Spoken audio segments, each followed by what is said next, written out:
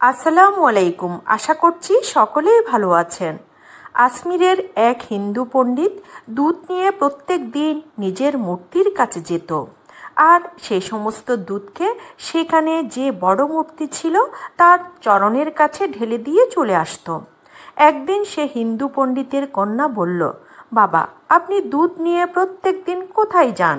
পণ্ডিত উত্তর দিল, মা, আমি দুধকে আমার ভগবানের চরণে ঢেলে দিয়ে আসি। পণ্ডিত কন্যা বলল, বাবা, দেবতারা তো দুধ পান করে না। পণ্ডিত বলল, না মা, দেবতারা দুধ পান করে না। আমি দুধকে তাদের চরণের নিচে ঢেলে দিয়ে চলে আসি। যদি তারা দুধ পান না করে তাহলে আপনি প্রত্যেক দিন তাদের কাছে দুধ কেন নিয়ে যান? পণ্ডিত বলল, ছি ছি মা, ভগবান সম্বন্ধে এমন অহেতুক কথা বলতে নেই। তুমি শুধু এতটুকু শুনে রাখো, ভগবান এরা কখনোই দুধ পান করে না। এর উপরে পণ্ডিত কন্যা বলল, বাবা, কাল আমি দুধ নিয়ে যাব আর যে কোনো অবস্থাতে ভগবানকে দুধ পান করিয়ে তবে ফিরে আসব। পণ্ডিত বলেন, এমন কথা বলতে নেই মা। কিন্তু শেষ পর্যন্ত মেয়েটি বারবার জিদ করার জন্য পণ্ডিত বললেন, আচ্ছা ঠিক আছে, যা তোমার ভালো লাগে তাই করো, শুধু মনে রাখবে যখন মন্দিরে কেউ থাকবে না তখনই যাবে। দ্বিতীয় দিনে মেয়েটি দুধের পেয়ালা নিয়ে মন্দিরে গেল আর মন্দিরে গিয়ে সবচেয়ে বড় মূর্তির সামনে দাঁড়িয়ে বলল, যদি আপনি খোদা হয়ে থাকেন তাহলে দুধ পান করুন। কিন্তু সে তো একটি পাথরের তৈরি মূর্তি ছিল, সে কেমন করে দুধ পান করবে? মেয়েটি রেগে গিয়ে বলল, যদি আপনি খোদা তাআলা হন, আমার আওয়াজ শুনতে পান, তাহলে এই দুধের পেয়ালাকে ধরে আপনি এখনই দুধ পান করে নিন।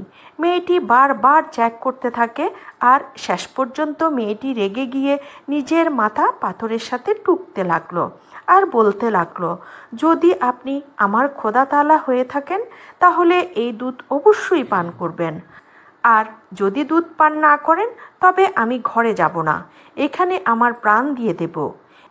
মেয়েটি জানে যে মূর্তি কখনোই নাড়াচাড়া করে না। পণ্ডিত কন্যা কান্না করে চিল্লাতে থাকলো আর এই কথাগুলো বারবার বলতে থাকলো।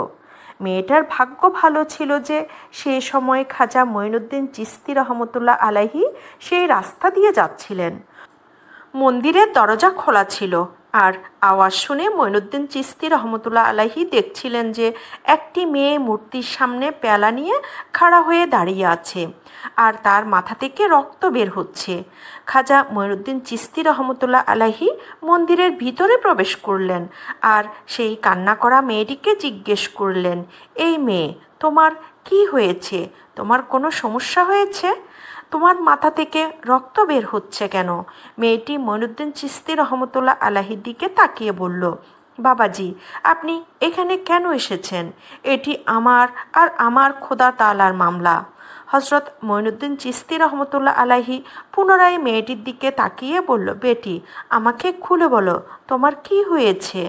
কোন কারণের জন্য তুমি কান্না করছো? তখন পণ্ডিত কন্যা উত্তর দিল, বাবাজি, আমি এই বড় মূর্তিকে বলছি আমার দুধ পান করে নিতে, তাহলে আমি পুনরায় আমার ঘরে ফিরে যাব আর সবাইকে গিয়ে বলবো আমার ভগবান আমার কথা শুনেছে, দুধ পান করে নিয়েছে। হযরত মঈনুদ্দিন চিশতি রহমতুল্লাহ আলাইহি সেই মেয়েটিকে বুঝালেন যে, মা, এরা পাথরের মূর্তি, এরা নড়াচড়া করতে পারে না, তবুও তুমি কেন এমন জেদ করে বসে আছো?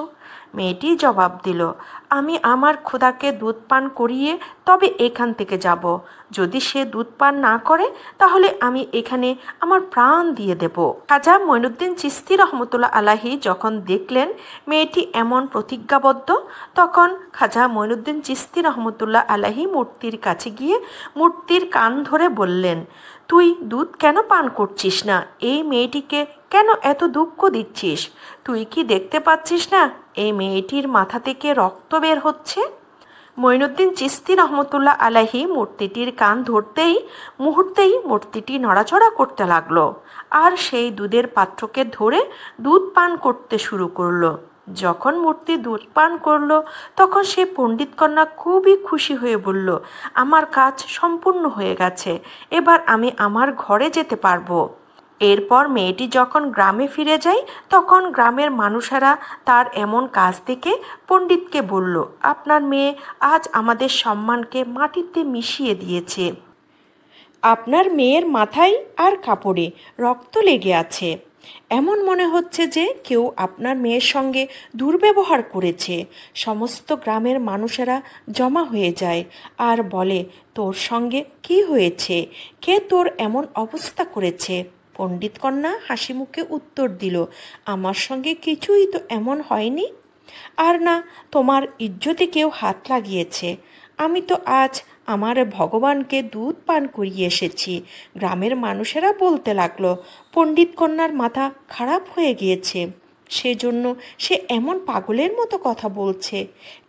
মেয়েটি উত্তর দিল, যদি আপনারা বিশ্বাস না করেন তাহলে আমার সঙ্গে চলুন, আমি আপনাদের সামনে সেই দেবতাকে দুধ পান করিয়ে দেখাবো। পরের দিন সকালে গ্রামের মানুষ তার সাথে মন্দিরে পৌঁছে গেল সেই ঘটনাটি দেখার জন্য। পণ্ডিত কন্যা ভগবানকে বলল, হে ভগবান, আপনি দুধকে পান করে নিন। আর এই কথা একবার নয়, কয়েকবার বলতে থাকলো, কিন্তু সেই মূর্তিটি একদমই নড়াচড়া করলো না। এই দৃশ্য দেখে উপস্থিত সকলেই বলছিল যে মেয়েটি সত্যিই পাগল হয়ে গিয়েছে। দেবতা কি কখনো নড়াচড়া করতে পারে? পণ্ডিত কন্যা বলল, হে ভগবান, আমার ইজ্জতের কসম, আপনি দুধ পান করে নিন। কিন্তু মূর্তির উপর সে কথার কোনো প্রভাব পড়ল না। তবুও শেষ পর্যন্ত পণ্ডিত কন্যা বলল, হে ভগবান, তুমি কি দুধ পান করবে না? আমি সেই কালকের হুজুরকে ডেকে নিয়ে আসব। মেয়েটির এমন কথা শুনে মূর্তিটি তাড়াতাড়ি ফেলানো পাত্র উঠিয়ে দুধ পান করতে লাগলো। এক চুমুকে সব দুধ শেষ করে ফেলল। এবার সেখানে উপস্থিত সকল মানুষেরা এই দৃশ্য দেখে একেবারে আশ্চর্য হয়ে গেল সবাই। পণ্ডিত কন্যাকে জিজ্ঞেস করলো, কোন হুজুরের কথা বলছো তুমি? পণ্ডিত কন্যা বলল, আমি তো তার নাম ঠিকানা জানি না, কিন্তু উনি এই দিক দিয়েই যাচ্ছিলেন। এবার সবাই সেই হুজুরের সন্ধানে বেরিয়ে পড়ল। তারা অনেক দূর গিয়ে দেখলেন একটা গাছের নিচে হজরত খাজা মঈনুদ্দিন চিশতি রহমতুল্লাহ আলাহিকে এবাদতে মশগুল আছেন তিনি। তাকে দেখে পণ্ডিত কন্যা বলল, ইনি সেই বাবাজি যার কথা শুনে মূর্তি দুধ পান করে নিয়েছে। এরপর সকলে মঈনুদ্দিন চিশতি রহমতুল্লাহ আলাহির চরণে পড়ে গেল আর বলতে লাগলো, বাবাজি, সেটি কোন এমন জাদু যার ভয়ে পাথরের মূর্তি পর্যন্ত দুধ পান করে নিচ্ছে? খাজা মঈনুদ্দিন চিশতি রহমতুল্লাহ আলাহি বললেন, সেটি কোনো জাদু নয় যার মাধ্যমে মূর্তি দুধ পান করে নিল, এগুলো তো আমার রবের ইশারা। হাজারো মানুষ মঈনুদ্দিন চিশতি রহমতুল্লাহ আলাহিকে জিজ্ঞেস করলো, আপনার রব কে? খাজা মঈনুদ্দিন চিশতি রহমতুল্লাহ আলাহি উত্তর দিলেন, আমার রব সকলকে জীবন দান করেন। তার অনুমতির বিরুদ্ধে একটি গাছের পাতা পর্যন্ত উঠতে পারে না। তিনি এই জমিন আসমানের মালিক, তিনি রিজিক দানকারী, তিনি সকল মানুষকে জীবন দান করেন। আমাদের রব হচ্ছেন মহান আল্লাহ রাব্বুল আলামিন, আর আমাদের সর্বশ্রেষ্ঠ এবং সর্বশেষ নবী হচ্ছেন হজরত মুহাম্মদ মুস্তাফা সাল্লাল্লাহু আলাইহি ওয়াসাল্লাম। মেয়েটির বাবা খাজা মঈনুদ্দিন চিশতি রহমতুল্লাহ আলাইহির চরণে মাথা ঠেকিয়ে বলতে লাগলো, বাবা, আপনি আমাদের মূর্তিকে দুধ পান করাতে এসেছেন, না আমাদের সকলকে মুহাম্মদ সাল্লাল্লাহু আলাইহি ওয়াসাল্লামের উম্মত বানানোর জন্য এসেছেন? এরপর সেই গ্রামের সকল মানুষ কালেমা পড়ে মুসলমান হয়ে গেল। প্রিয় বন্ধুরা, এই ছিল আমাদের আজকের ভিডিও। বন্ধুরা, ভিডিওটি কেমন লেগেছে অবশ্যই কমেন্ট করে জানাবেন। আর ভিডিওটি যদি ভালো লেগে থাকে তাহলে এখনই আমাদের চ্যানেলটি সাবস্ক্রাইব করে পাশে থাকা বেল আইকনটি প্রেস করে দিন। তাহলে দেখা হবে আবার নতুন কোনো ভিডিওতে। সে পর্যন্ত সবাই ভালো থাকুন, সুস্থ থাকুন। আল্লাহ সবাইকে নেক হায়াত দান করুক, ঈমান ও আমল নিয়ে কবরে যাওয়ার তৌফিক দান করুক। আমিন।